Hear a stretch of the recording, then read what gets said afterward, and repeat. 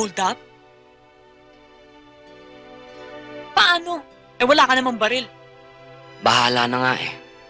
Ang mahalaga sa akin ngayon, makapag-uwi ng maraming pera para guminhawa si Itay at Inay. Delikado na nga ang buhay mo, lalantad ka pa sa panganib. Ba't di mo na lang sabihin na Nakahanda na ako para dyan. Para sa akin, impyerno lang ang bilangguan.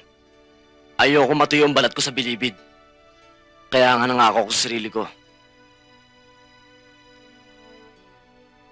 Di ako pahuli ng buhay sa kanila. hotel? Pambihira ka naman talaga, oo. Mantagal na kami mag-shota ni Cesar pero ni minsan di niya ako. Dalaga pa ako, no? Hindi importante sa akin kung dalaga ka o dala ka na. Kaya tayo nandito para magpahinga. Eh, paano nga ako matutulog? Iisa lang ang kama. Pambihira ka naman. Ilang kama ba ang gusto mo? Ang nipis-nipis ng katawan mo, ang lapad-lapad ng kama. Diyan ka matulog, dito ako mahiga. Saka kung gusto kita, kagabi pa kita, hindi ako. Kung wala kang tiwala sa akin, bukas ang kwarto, hanapin mo yung Cesar mo at magtabi kayo matulog.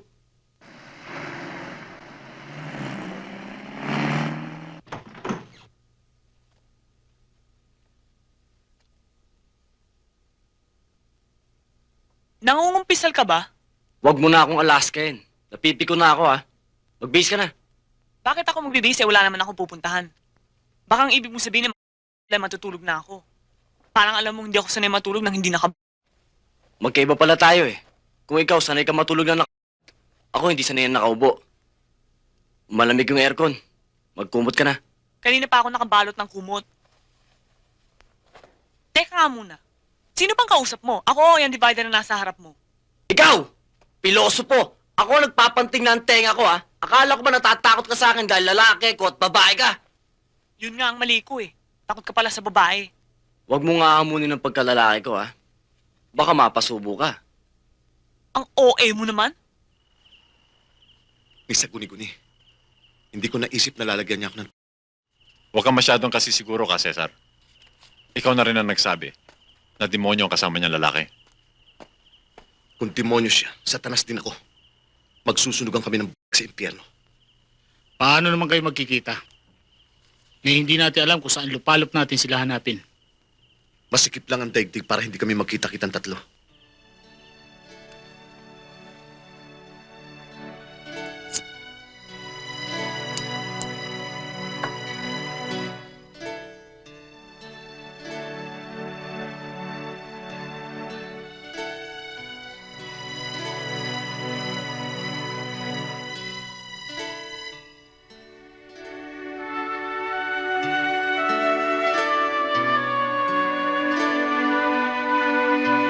Anong iniisip mo? Bahala ko nang umuwi ng probinsya bukas. Uuwi ka? Baka masundan ka ng mga pulis doon.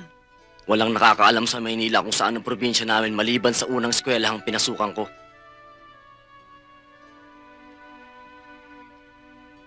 Ikaw, babalikan mo ba si Cesar?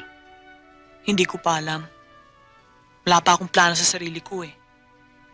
Delikado ako ngayon sa Maynila. Pero kung maghihiwalay na tayo bukas, okay lang. Bahala na. Pareho lang tayo. Umaasa sa bahala na. Kung mabubuhay, swerte. Kung mapapatay, malas. Ang importante sa akin ngayon, makapag-uwi ng maraming pera. Maraming pera? Magkano? Saan ka naman makakuha ng ganung karaming halaga? Sa bangko, May savings ka pala. wala. Wala. Eh sabi mo mag-withdraw ka. Ang sabi ko, kukuha ako ng pera sa bangko. Hindi magwi-withdraw. Hold up? Paano? Eh wala ka namang baril. Bahala na nga eh. Ang mahalaga sa akin ngayon, makapag-uwi ng maraming pera para guminhawa si Itay at Inay. Delikado na nga ang buhay mo, lalantad ka pa sa panganib. Ba't di mo na lang sabihin na Nakahanda na ako para dyan. Para sa akin, impyerno lang ang bilangguan. Ayoko matuyo ang balat ko sa bilibid. Kaya nga nangako ko sa sarili ko.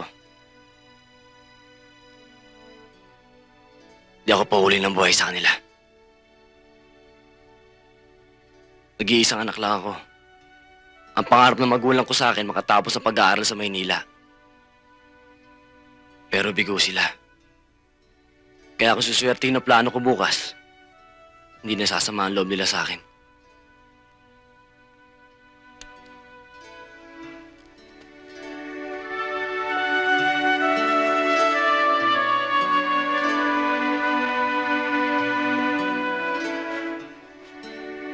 Helen, kung sasamahan mo ako sa amin, ikaw ang magiging pinakamagandang dahilan ko.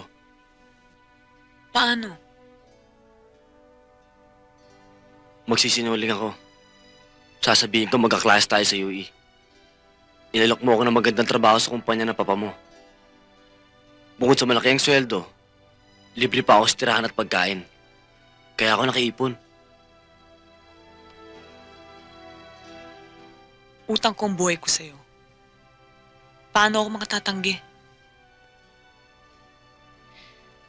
Ang problema ay paano mo ko pakikilala sa mga magulang mo. Imposibleng maniwala sila na wala tayong relasyon. Aartiri lang naman tayo. Lubusin na natin ang pagiging artista. Anong ibig mong sabihin? Habang nandun ka sa probinsya namin, magiging mag-asawa tayo.